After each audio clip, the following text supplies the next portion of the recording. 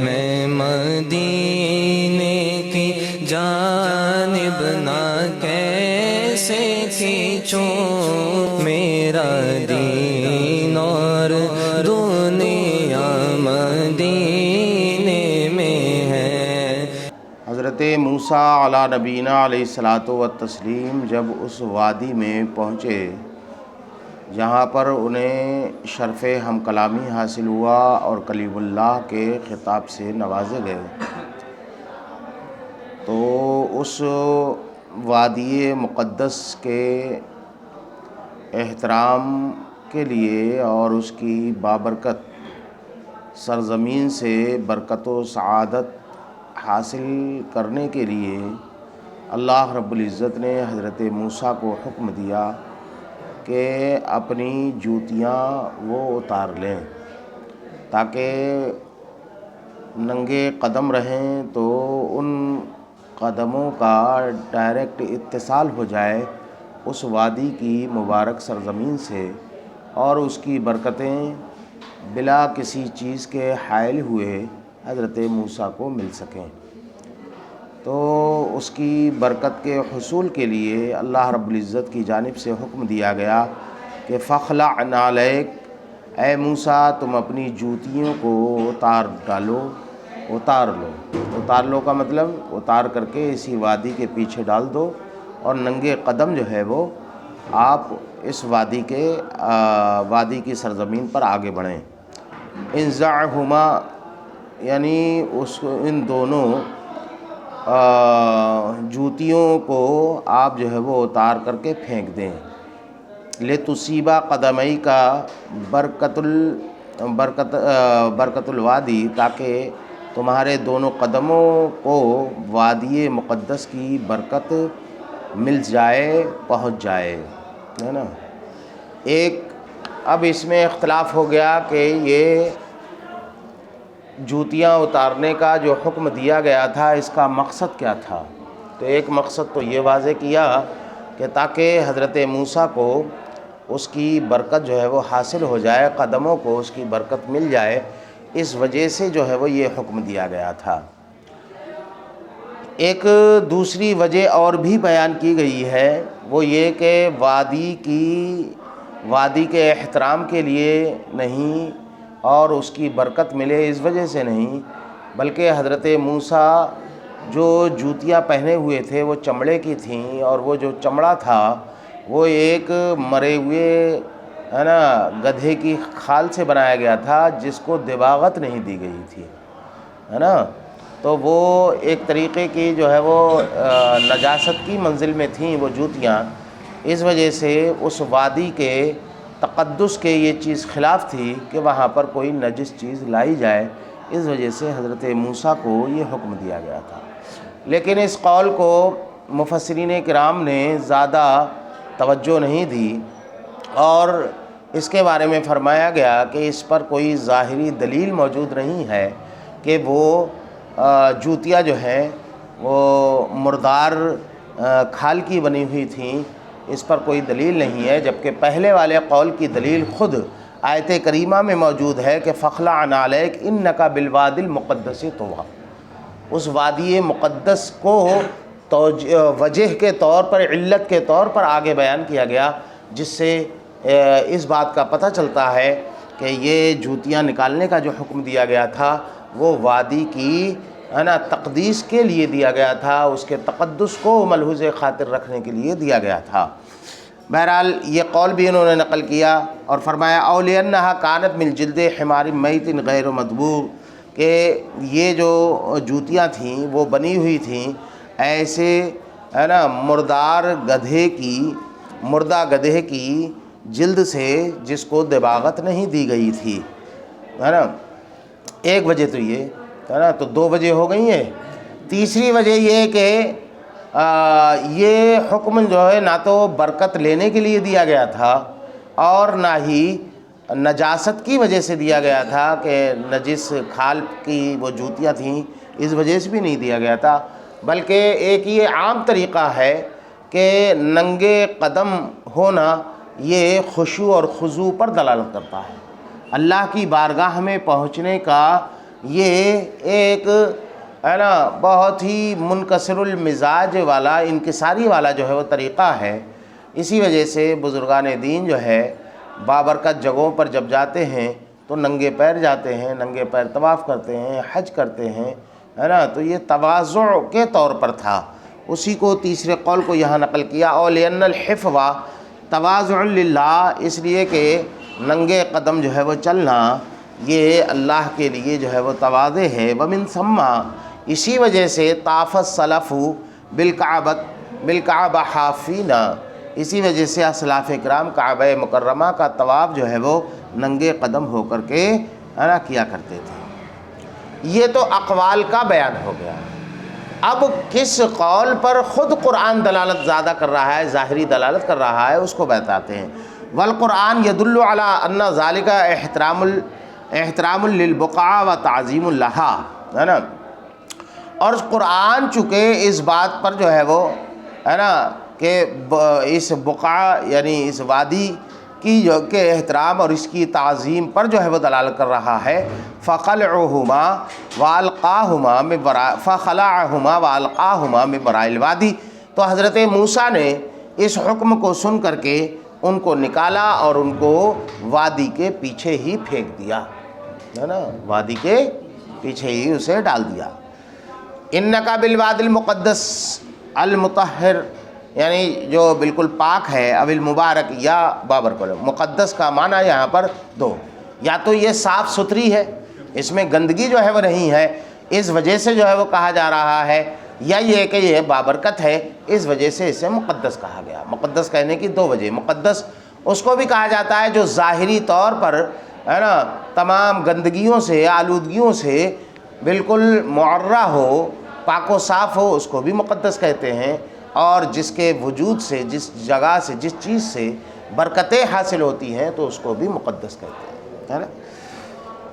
تو حیث کان، یہ وادی مقدس ہے نا کا نام جو ہے وہ اس وادی سے بدل ہے، طوا، ہے نا، طوا نامی، ہے نا، بے شک تم جو ہے وہ ایک پاک و صاف اور بابرکت طوا نامی وادی میں ہو، یہ مطلب ہوگا اس کا۔ اس کو دو طریقے سے جو ہے وہ پڑھا ہے، منون اور بغیر منون، تنوین کے ساتھ اور بنا تنوین کے، ہے نا۔ ایک غیر منصرف، غیر منصرف جو ہوتا ہے اس پر تنوین آ سکتی ہے کہ نہیں؟ بولو، نہیں آ سکتی، ہے نا۔ تو شامی اور کوفی حضرات نے اسے جو ہے وہ منون جو ہے وہ پڑھا ہے، اور ان کے علاوہ جتنے بھی جو ہے وہ ہیں انہوں نے اسے بغیر تنوین کے جو ہے وہ پڑھا ہے۔ کیوں کہتے ہیں؟ لأنہ اسم علم للوادی، یہ جو ہے وہ وادی کا اسم، وادی کے علم کا اسم ہے نا، وادی کے علم کا اسم ہے۔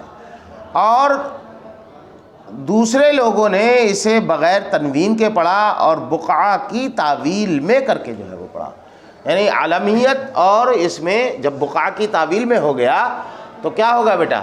اس میں تانیث پائی جائے گی، بقعہ کیا ہے؟ مؤنث ہے، اور جو ہے وہ عالمیت دو سبب جو ہے وہ پا لیے جائیں گے، اور اگر جو ہے وہ وادی کے علم کا اسم جو ہے وہ اسے مانا جائے تو عالمیت تو مفقود ہو گئی، اب اسمیت جو ہے وہ آ گئی، تو اس وجہ سے یہ جو ہے وہ غیر منصرف نہیں رہے گا، منصرف ہو جائے گا تو تنوین کے ساتھ پڑھا جائے گا، وَهُوَ بدل منہ، اور یہ وادی سے جو ہے وہ بدل ہوگا۔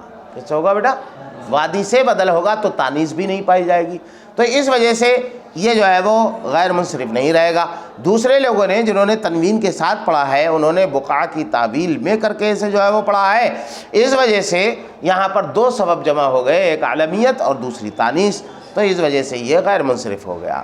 وقرأ ابو زید، لیکن ابو زید نے اس کو جو ہے وہ تاکہ کسرے کے ساتھ پڑھا ہے اور بلا تنوین کے پڑھا ہے۔ ایک اختلاف تو یہ ہے کہ اس کے جو ہے وہ منصرف اور غیر منصرف ہونے کے سلسلے میں اختلاف ہو گیا قراء میں، پھر جن لوگوں نے اسے جو ہے وہ غیر منصرف مانا ان کا جو ہے وہ اختلاف تاکہ، ہے نا، تاکہ حرکت کے سلسلے میں ہو گیا۔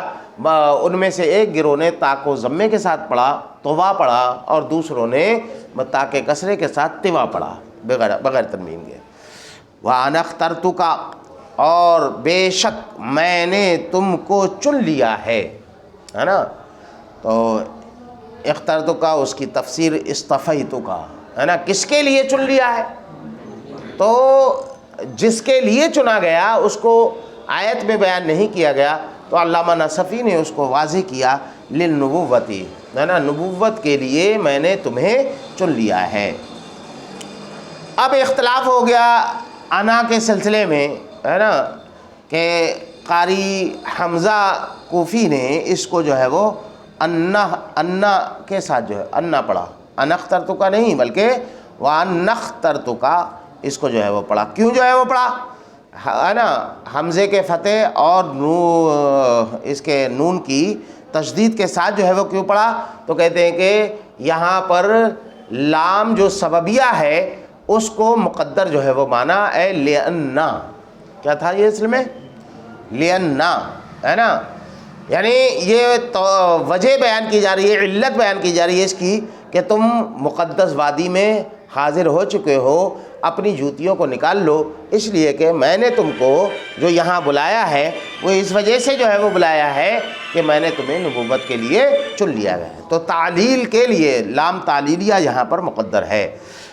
دوسری وجہ انا پڑھنے کی لوگوں نے یہ بتائی کہ یہاں سے الگ جملہ شروع ہو رہا ہے اور یہاں تنبیہ کی جا رہی ہے, توجہ مبذول کرنے کے لیے. وَعْلَمْ ہے کہ وَعْلَمْ أَنَّ اخْتَرْتُكَ, کیا ہے بیٹا وَعْلَمْ أَنَّ اخْتَرْتُكَ یہ ہے. بہرحال فَاسْتَمِعْ لِمَا يُوحَىٰ تو تم کان لگا کر کے سنو اس کو جو وحی کیا جائے, جس کی وحی کی جائے, جو وحی کی جائے اس کو غور سے بغور جو ہے وہ سنو. کیسے سنو بیٹا؟ بغور سنو ہے نا, بگوش ہوش سنو. تو یوحا اوحا یوحی ہے نا, یہ ظاہر سی بات ہے کہ صلہ اس کے لیے چاہیے ہے نا, تو یہ متعدی ہوتا ہے الہ کے ذریعے سے, تو اس کو بیان کیا گیا, اس کے صلے کو بیان کیا گیا الیکا لما یوحا الیکا. کیا بیان کیا گیا بیٹا؟ کہ یہاں پر صلہ جو ہے وہ محذوف ہے. اصل میں کیا ہے؟ فاستمع لما یوحا الیکا, جو تمہیں وحی کی جائے وہ تم غور سے سنو. اب لما میں جو ما ہے اس میں دو احتمال. پہلا احتمال یہ ہے کہ یہ اس میں موصول ہے الذی کے معنی میں ہے. کس کے معنی میں بیٹا؟ الذی کے معنی میں. دوسرا یہ ہے کہ یہ ما جو ہے وہ مصدریہ ہے, جس نے یوحا الیکا کو مصدر کے معنی میں یعنی وحی کے معنی میں کر دیا. تو اب مطلب ہوگا فاستمع للوحی. اگر ما موصولہ مانیں گے تو لما میں جو ما ہے اس کو اگر موصولہ مانیں گے تو ہوگا فاستمع للذی یوحا الیکا. فاستمع للذی یوحا الیکا, تم سنو اسے جو تمہیں وحی کی جائے, اسے غور سے سنو. اور اگر ما کو مصدریہ مانیں گے تو لما یوحا یہ وحی کے معنی میں ہو جائے گا, مصدر کے معنی میں ہو جائے گا. فاستمع للوحی, وحی کو جو ہے وہ سنو. کس کو سنو بیٹا؟ وحی کو غور سے سنو. اسی کو کہا کہ للذی یوحا ہے نا, یہ اس صورت میں ہے جبکہ ما کو موصولہ مانے, او للوحی یا جو ہے وہ ہے نا لما یوحا للوحی کے معنی میں ہے, یہ اس صورت میں ہوگا جبکہ ما کو مصدریہ مانے. واللام یتعلق, اب جو ہے وہ یہ چلیے چاہے موصولہ مانے چاہے مصدریہ مانے, بہرحال لما یوحا یہ متعلق ہوگا, اس لیے کہ جار مجرور سے مل کر کے اس کو جو ہے وہ اس کا متعلق چاہیے. کیا چاہیے بیٹا؟ جس سے یہ متعلق ہوگا وہ متعلق چاہیے. وہ متعلق کیا ہے؟ تو اس میں جو ہے وہ دو احتمال, یا تو جو ہے یہ ہے نا جو ظاہری احتمال ہے وہ یہ ہے کہ فاستمع جو قریب ہے اسی سے متعلق مانے کہ اور غور سے سنو ہے نا, اسے جو تمہارے لیے تمہاری طرف وحی کی جائے اسے غور سے سنو. تو یا تو استمع سے یہ متعلق ہوگا. دوسرا احتمال یہ ہے کہ اس کو وَأَنَا اخْتَرْتُكَ میں اخترتُكَ جو ہے وہ فعل ہے, اس سے بھی متعلق مان سکتے ہیں. اس صورت میں معنی یہ ہوگا کہ اور بے شک میں نے تمہیں چن لیا ہے نا وحی کے لیے, وحی کرنے کے لیے. کس کے لیے بیٹا؟ اور میں نے تمہیں چن لیا ہے وحی کے لیے کہ میں تمہیں وحی تمہاری طرف وحی بھیجوں اس کے لیے چن لیا ہے. فاستمع تو اب استمع بعد میں ہوگا, فاستمعہ تو اس وحی کو غور سے سنو, سمجھے یہ مطلب ہوگا سنو. واللام یتعلق باستمع, کہتے کہ لام کا تعلق استمع سے بھی ہو سکتا ہے, او اخترتک اس سے بھی جو ہے وہ ہو سکتا ہے. اننی انا اللہ لا الہ الا انا فاعبدنی. اب وہ وحی کیا ہے جسے غور سے سننے کے لیے کہا جا رہا ہے, وہ وحی ابھی آ رہی ہے, تو یہ بدل ہے. وحی سے کیا ہے بیٹا؟ بدل. بے شک میں ہی اللہ ہوں جس کے سوا لا الہ الا انا, میرے سوا کوئی معبود نہیں ہے. فاعبدنی تو تم میری ہی عبادت کرو.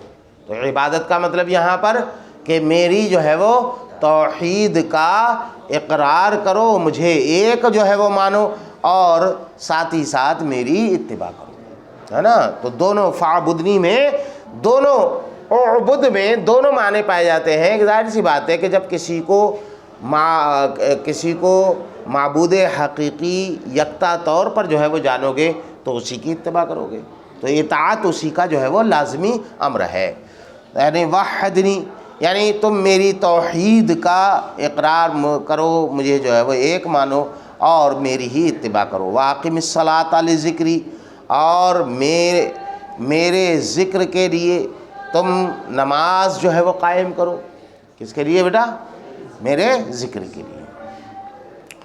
یعنی تم نماز قائم کرو اس وجہ سے تاکہ تم مجھے یاد کرو, تاکہ تم مجھے یاد کرو اس کے لیے, سمجھے؟ ہاں. یہاں پر لذکری کے اندر 7 احتمالات بیان کیے, 7 معانی اس کے بیان کیے. کتنے بیٹا؟ 7 معانی. چونکہ ذکر جو ہے یہ کیا ہے؟ مصدر ہے, اور اس کی اضافت یا متکلم کی طرف کی جا رہی ہے. کس کی طرف کی جا رہی ہے بیٹا؟ یا متکلم کی طرف اس کی جو ہے وہ کی جا رہی ہے نا. ہاں. پھر ذکر کے اندر ہے نا 2 احتمال.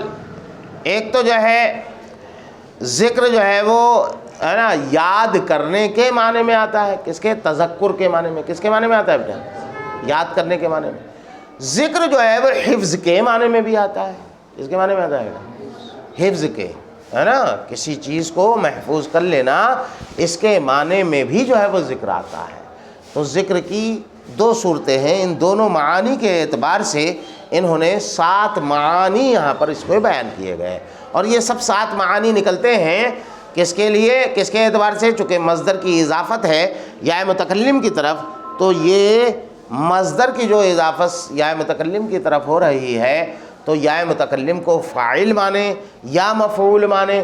پھر جو ہے وہ لذکری میں جو لام ہے اس کو جو ہے وہ سببیہ مانے, تعلیلیہ مانے, یا اس کو جو ہے وہ وقتیہ مانے. تو اس اعتبار سے کئی معنی نکلتے ہیں. تو پہلا معنی جو ہے وہ سنو, ہے نا, کہ تم نماز کو قائم کرو, ہے نا. اس وجہ سے قائم کرنے کی, نماز کے قیام کی وجہ کیا ہے, اس کی علت تعلیل بیان کی جا رہی ہے نا. لِتَذْكُرْنِي فِيهَا, تاکہ تم مجھے یاد کرو اس نماز میں. کس میں یاد کرو بیٹا؟ اس نماز میں. کیوں کہا جا رہا ہے؟ لِاشْتِمَالِ الصَّلَاةِ عَلَى الْأَذْكَارِ, اس لیے کہ نماز جو ہے وہ اذکار ہی پر مشتمل ہوتی ہے. کس پر ہوتی ہے بیٹا؟ بھئی الحمدللہ سبحانک اللہم, سب میں ذکر الہی پایا جا رہا ہے کہ نہیں پایا جا رہا؟ تو نماز کے قیام کی جو علت ہے تو یہاں لام تعلیلیہ ہے, اور اس وجہ سے جو ہے وہ ہے نا لذکر, اس اعتبار سے اب جو ہے وہ ذکری میں جو یا متکلم ہے یہ مفعول کی منزل میں ہوگا. کس کی منزل میں ہوگا؟ اس کی اضافت کس کی طرف کی جا رہی ہے؟ مفعول کی طرف کی جا رہی ہے, کہ تم نماز قائم کرو اس وجہ سے تاکہ تم میرا جو ہے وہ ذکر کرو. تو میرا ذکر کرو, تو یا متکلم کیا ہوئے بیٹا؟ مفعول بنی کہ نہیں؟ بولو بیٹا کیا بنی؟ او لِأَنِّي, ہے نا, ذکرتھا فی الکتب, ہے نا, یا اس وجہ سے کہ میں نے اس کا ذکر کتابوں میں کیا ہے, وَأَمَرْتُ بِهَا, اور اس کا حکم دیا ہے. یعنی تم نماز قائم کرو اس وجہ ہے نا، میری یاد میں، مجھے یاد کرنے کے لیے، کیوں؟ اس لیے کہ میں نے اس کا ذکر کیا ہے، میرے ذکر کرنے کی وجہ سے۔ کیا ترجمہ کرو گے اس کا؟ تم نماز قائم کرو میرے ذکر کرنے کی وجہ سے۔ تو ذکری میں جو یا متکلمہ فاعل کی منزل ہو گئی کہ نہیں اس کی، کہ میں نے ذکر کیا ہے اس کا، یا متکلم کیا ہو گئی بیٹا؟ فاعل ہو گئی۔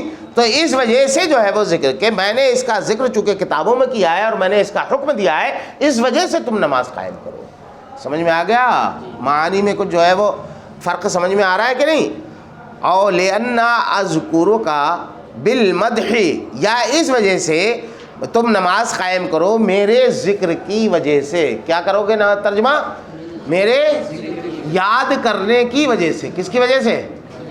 یہاں بھی یا متکلم فاعل کی منزل میں ہوگی، لیکن معنی اب بدل گیا۔ مطلب یہ ہو گیا کہ تم نماز قائم کرو تاکہ میں مدح کے طور پر تمہارا ذکر کروں، فرشتوں میں ذکر کروں، تمہارا چرچا کروں۔ کیا کروں بیٹا؟ تمہارا چرچا فرشتوں میں کروں مدح کے طور پر۔ تو اس صورت میں معنی کیا کرو گے؟ اور تم نماز قائم کرو تاکہ میں تمہیں میرے ذکر کی وجہ سے، میرے یاد کرنے کی وجہ سے، میرے یاد کرنے کی وجہ سے، کہ میں تمہیں یاد کروں گا۔ تو اس کا معنی کہ اس وجہ سے جو ہے وہ نماز قائم کرو تاکہ میں مدح کے طور پر تمہارا چرچا کروں۔ کیا کروں بیٹا؟ مدح اور ثنا کے طور پر۔ اول ذکری خاصہ، یا تم، اور ایک مطلب یہ ہے کہ تم نماز قائم کرو خاص طور پر میری یاد میں، میری یاد کرنے کے لیے۔ کس کے لیے بیٹا؟ میری یاد کرنے کے لیے۔ لا تشبہ بذکر غیری، اور میرے غیر کے ذکر میں اس کو جو ہے وہ نہ ملاؤ، بالکل خالص طور پر میری یاد میں تم نماز قائم کرو۔ نماز میں جو ہے وہ دوسری چیزیں ہے نا، دکان وغیرہ کا حساب کتاب مت جوڑو۔ او لتکون لی ذاکرا غیر ناسن، یا یہ نماز جو قائم کرو وہ صرف میرے لیے ہو، دوسرے لوگوں کے ذکر کے لیے نہ ہو، دوسرے لوگوں کی دل میں یاد جو ہے وہ نہ ہو۔ او لأوقات ذکری، یہ اب جو یہ لأوقات آ رہا ہے، اب تک جتنی بھی تھی وہ سببیت کے طور پر تھا۔ لام جو ہے وہ کیا تھا؟ تعلیلیہ تھا، سببیہ تھا۔ یہاں پر جو اس معنی کو بیان کیا جا رہا ہے کہ تم نماز قائم کرو، ہے نا، میرے ذکر کے وقت۔ کس کے وقت بیٹا؟ تو لام یہاں پر وقتیہ ہوگا، میرے، اور تم نماز قائم کرو میرے ذکر کے وقت تم نماز قائم، یعنی جب تم میرا ذکر کرنا چاہو تو سب سے بہتر جو ذکر ہے وہ ہے نماز، تو نماز جو ہے وہ قائم کرو۔ تو یہاں پر لام جو ہے وہ کس کے لیے ہوگا بیٹا؟ وقت کے لیے، کہ میرے ذکر کے اوقات کے لیے تم نماز قائم کرو۔ وہی مواقیت الصلاۃ، اور وہ جو ہے وہ نماز کے اوقات ہیں۔ کیا ہے بیٹا؟ ذکر کے اوقات کیا ہیں؟ نماز کے اوقات۔ جیسا کہ اللہ رب العزت نے فرمایا ان الصلاۃ کانت علی المؤمنین کتابا موقوتا وقد حمل علی ذکر الصلاۃ بعد نسیانها، ہے نا۔ ساتواں معنی جو بیان کیا گیا وہ یہ ہے کہ یہاں پر جو ہے وہ ایک معنی یہ بھی ہے، ساتواں، 6 معنی تو یہ بیان کر دیے گئے۔ ساتواں کیا ہے بیٹا؟ جس کو انہوں نے تضعیف کے طور پر بیان کیا وہ یہ ہے کہ تم نماز قائم کرو میری یاد آنے پر، یعنی جب تم نماز بھول جاؤ تو جس وقت تمہیں یاد آئے اس وقت جو ہے وہ اس کو پھر سے ادا کرو۔ تو اسی کو کہا کہ نماز کے ذکر پر جو ہے وہ محمول کیا گیا بعد نسیانہا، اس کے نسیان کے بعد، یعنی نماز کے یاد آنے پر بھی اس کو محمول کیا گیا۔ وذا یصح بتقدیر حذف المضاف، اور یہ 7واں معنی یہ اس وقت صحیح ہو سکتا ہے جبکہ مضاف کے حذف کو مقدر مانا جائے۔ اے لذکر صلاتی، کیا مانا جائے بیٹا؟ لذکری کی بجائے لذکر صلاتی، میری نماز کے یاد آنے کے وقت تم نماز قائم کرو۔ وہذا دلیل علی انہ لا فریضہ بعد التوحید، اور یہ دلیل ہے اس بات پر کہ توحید کے بعد، ہے نا، نماز سے زیادہ عظیم کوئی کسی بھی فرض کو درجہ حاصل نہیں ہے نا۔ سب سے بڑا درجہ جس کو پراپت ہے وہ کون ہے؟ توحید کے بعد وہ جو ہے وہ نماز ہے. کیا ہے بیٹا؟ نماز ہے نا. کیوں؟ اس لیے کہ کہا گیا فَاعْبُدْنِي وَأَقِمِ الصَّلَاةَ لِذِكْرِي. اللہ کی وحدانیت کا اقرار کرنے کے بعد، اس کی تصدیق کرنے کے بعد جو سب سے اہم جو ہے وہ فریضہ ہے وہ کیا ہے؟ نماز ہے نا. تو اسلام کے جو ارکان ہیں ان میں دوسرا درجہ اسی کو تو حاصل ہے بیٹا. ہاں.